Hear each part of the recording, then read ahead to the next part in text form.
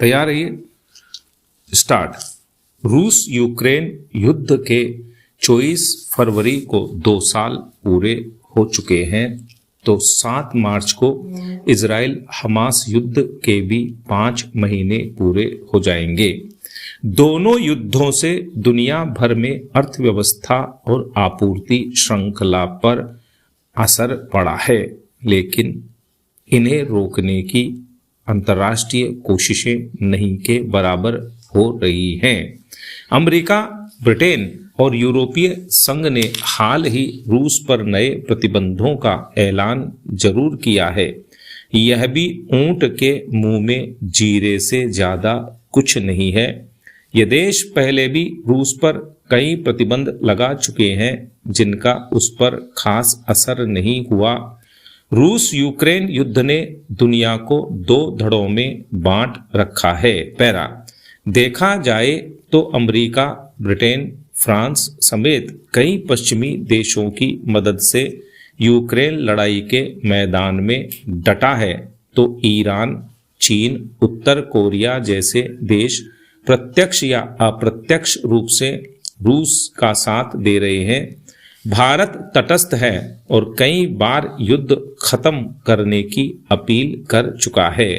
सबसे चिंताजनक पहलू यह है कि युद्ध रोकने के लिए संयुक्त राष्ट्र संघ यूएन ने अब तक कोई ठोस पहल नहीं की है।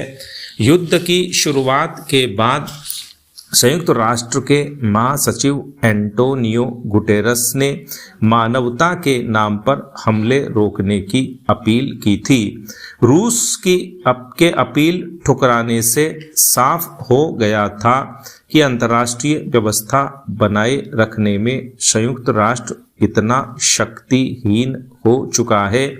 दूसरे विश्व युद्ध के बाद इस संगठन की स्थापना दुनिया में शांति और सुरक्षा सुनिश्चित करने के मकसद से की गई थी। इस मोर्चे पर इसकी भूमिका हमेशा सवालों के घेरे में रही है। यूएन के गठन के 10 साल बाद ही अमेरिका वियतनाम युद्ध हुआ, जो 10 साल चला। 80 के दशक में ईरान इराक युद्ध और 1992 में बोस्निया के गृह युद्ध में भी इस संगठन की विफलता सामने आई थी। रवांडा में 1994 का नरसंहार रोकने में भी यूएन विफल रहा। दरअसल संयुक्त राष्ट्र की सुरक्षा परिषद में अमेरिका, रूस, ब्रिटेन, फ्रांस और चीन जैसे देशों का दबदबा है। इन्हें वीटो पावर हासिल है। इसका इस्तेमाल ये अपने अपने हित साधने के लिए करते हैं।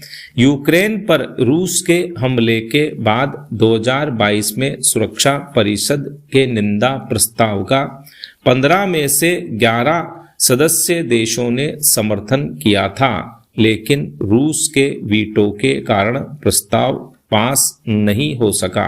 पैरा। बड़े देश वीटो के जरिए संयुक्त राष्ट्र के मूल उद्देश्यों पर प्रहार कर उसकी प्रासंगिकता को लगातार चुनौती दे रहे हैं। यूएन के पूर्व महासचिव बुतरस घाली ने अपनी आत्मकथा में लिखा था कि वीटो पावर वाले देश अपने हिसाब से यह संगठन चलाना चाहते हैं। जब तक वीटो सिस्टम खत्म नहीं होगा, तब तक सुरक्षा परिषद आजाद होकर काम नहीं कर सकती।